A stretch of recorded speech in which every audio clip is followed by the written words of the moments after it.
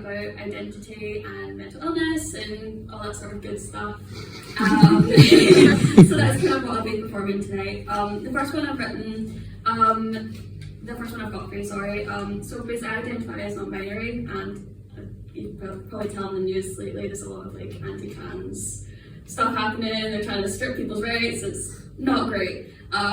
So I wrote this basically just about identity and how simple it really is. So this is called Homecooked Meal.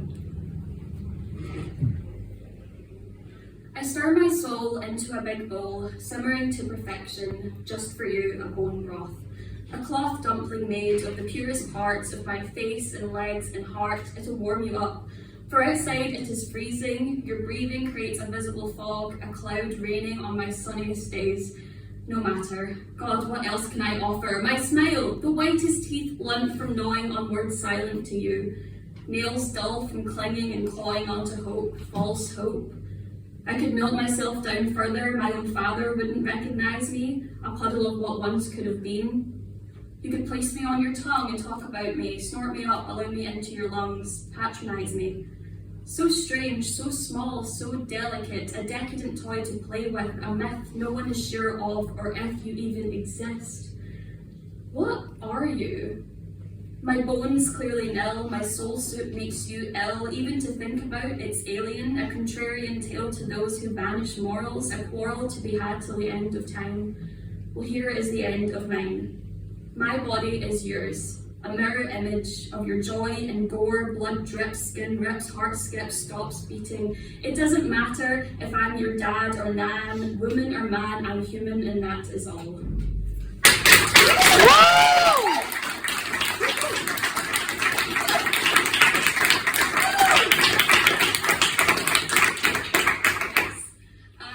This next one, it's sort of inspired by, like, I'm sort of at that age where I'm 22 in a couple of weeks, so I'm like still young, but like I also still feel like I'm 12. But I'm also having to pay like council taxes, so like I'm definitely and this is just like, you sort of get to that stage, you sort of look around and everyone's on their different path, and it's like, when did this happen? So this is called Twenteen. I must have missed the memo that we all grew up. It was fun to dabble in the insane, picking apart the brains of anyone who got too close. The tragic always seemed attractive, an unspoken pact of lost teenage souls, sullen, surly, and morose. I wasn't cool enough at the time, but I confessed my symptoms and still obeyed bedtimes, staying clean, too clean, avoiding the teenage grime. Uncool. But now, you're stuck to rules, stable, happy, whatever, forever knowing what comes next. And do you ever think of me? Know that I'm still stuck back there, an effigy of 17-year-old devil may care. You? I guess I need to grow up and move on, just like how everybody else knew how to do.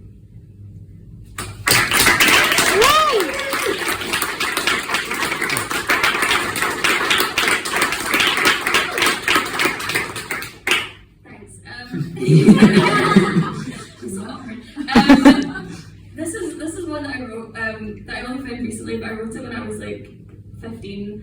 And if you don't know, I've been diagnosed with bipolar over the last couple of months. And so I found this one that I'd written a good few years ago, and I was reading it and I was like, it was so obvious. Like, why is this like a recent development? So this one is called Blue. She stands at my door, throws down her things. She throws her baggage and smiles. I can feel her presence drawing in. She's getting closer with each second, soon she'll be with me within. How long for this time, I wonder? How long until she finally decides to leave? Perhaps a week, 2 weeks, tops. Unless this is one of those visits where she just doesn't stop. We've not had that in a while. Life becomes blue with her. The colour scheme is cobalt and cool, but everything built to be blue is grey. The sky is sallow and sickly, the sea is pale and pallid. How strange is nature? How strange is she? My head is constantly buoyant and full. With every move, I can feel myself slosh around, uneasy. I rise each day a little more submerged, drowning and drowning for days, just trying to keep my head up. I beg her to go, she says no. I tell her we need to separate. She disagrees. She makes me give up. Flooded, I stay in bed, drowning. I lie still, drenched. I'm suffocated, and I wait until she finally decides it's time to leave. But I will be back. She kisses goodbye for now, and finally I can breathe.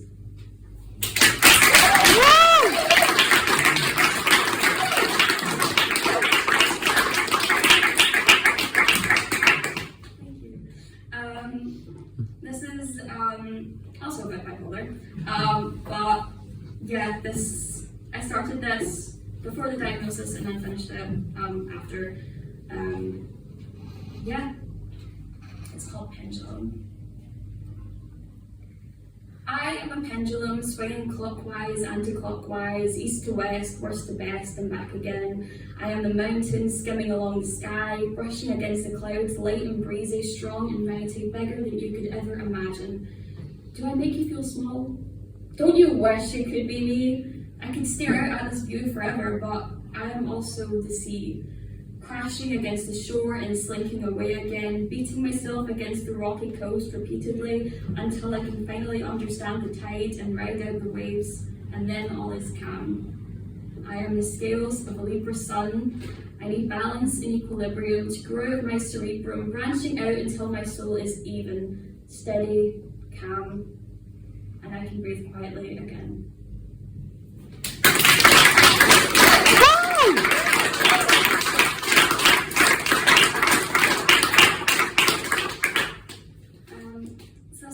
Inheritance. I come from quite a Catholic family. They're Irish, Italian, Scottish, so and like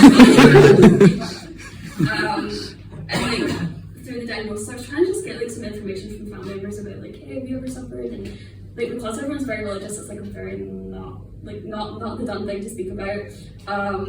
And so I was inspired by that to write this. The cross I bear was a gift, handcrafted and passed through genetics. Your verse and poetics branded me a fool. I learned not to ask too many questions. At school they couldn't answer the unspeakable, so I grew tired of unbelievable gospels, so I found the truth at the bottom of bottles. Hell is alive on earth with you, preaching truths you cannot prove, preaching to those you feel you are above. You never truly learned how to love. Love is reserved for those who don't argue. I tried to let you in, cleansing all my sins, but it just wasn't enough. The family tree was far too weak. We were more balsa wood than teak. And everyone learned how to cut themselves loose. And I was taught rosary beads can make a goodness. I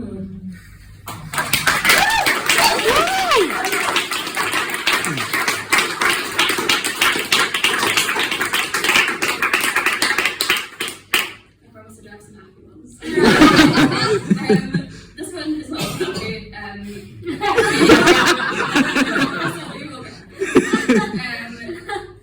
Yeah, so I was at a club with some friends recently and I was inappropriately touched, and the club didn't handle it too well, which was really not the kind of thing that you expect nowadays. You expect them to like take these things more seriously.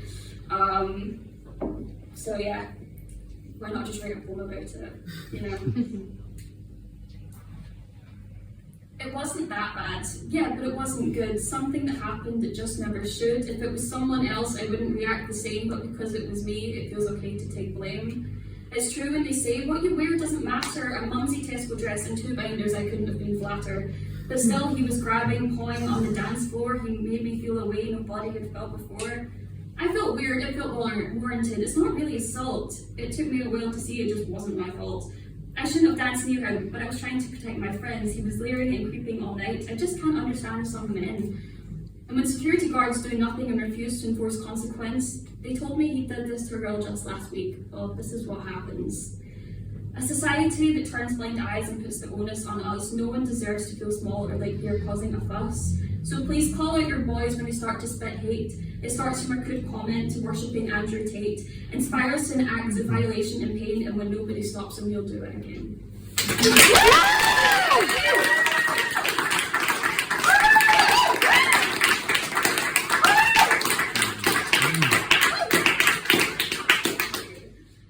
Let me get to the happy ones. So if you're feeling like kind kind of not emotionally, just creatively like dried up, like I didn't have any ideas. So I asked my flatmate and friend Molly for ideas, and she said, why don't you just write a poem about coffee? Because you're always drinking it, and like that's all you ever talk about. And I was like, fair enough. Let's do it. So this is an ode to coffee. In the greyest of skies and heaviest of rain, all I need to make it through is caffeine in my veins. Got a sluggish feeling and a broken fuzzy brain. I'll take a large oat milk, thanks, I'll just have the same again. Yes, I may be 5 pounds poorer and the beans are richer than me, but I couldn't take my love and get a boring cup of tea. And yes, my bank account is dying, but at least I'm feeling human. A damn fine cup of coffee and I'm shared with Harry Truman. My mind percolates and the beans infuse their magic. Coffee is great if you're depressed, but not so if you're manic. My central nervous system simulated by dopamine, like a race car at a pit stop brought to life by gasoline. I can hurtle through my day with my newfound joie de vivre, that is until I'm overcome by crippling caffeine fatigue. Life feels so much slower and I can't gather my thoughts. Please, if anyone can hear me, I just need an espresso shot. It's too late now, I'm crumbled, I'm begging on my knees to the coffee gods above, though my somewhat disagrees. I give up hope and return to bed and close my eyes and dream of somewhere full of vanilla syrup and frothy oat milk steam. And when I wait, I'll meet my dealer for a pick-me-up of energy and better days in a cardboard cup.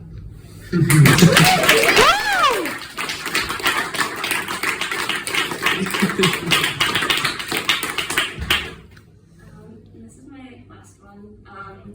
It's called The Most Hopeful I Can Be. So I don't know if anyone knows it, if you have like a bit of a wobble through mental health, there's like different processes and things, and like you start with like the crisis team and then you move to recovery. And so I wrote this when I got moved to recovery. There's a lot of pressure to feel hopeful all the time, and it's just like if you're not feeling it, you're not feeling it. So I thought I'll just try and be the most hopeful that I can be and start from there, and that's a good place to start. Maybe next time it'll be different. Maybe I'll fall back with a smile on my face. Maybe it'll be genuine. Maybe we'll embrace. I can only hope for fresh starts, blossoming flower buds, empty notebook pages. Something to show for dying and rebirth. A tangible reminder of the shattered glass eyes and stale rubber hands, cool metal needles and pinning rubber bands. You'd like me better. You'd appreciate it more. Maybe in the new year, spring will become my favourite season, for autumn is arresting and winter is desolate. Summer never brought true joy, and while spring is recovering in light. Maybe I'll return brand new, freshly boxed up with a bow. No turning backwards, only pushing forwards to go. Maybe I'll be okay.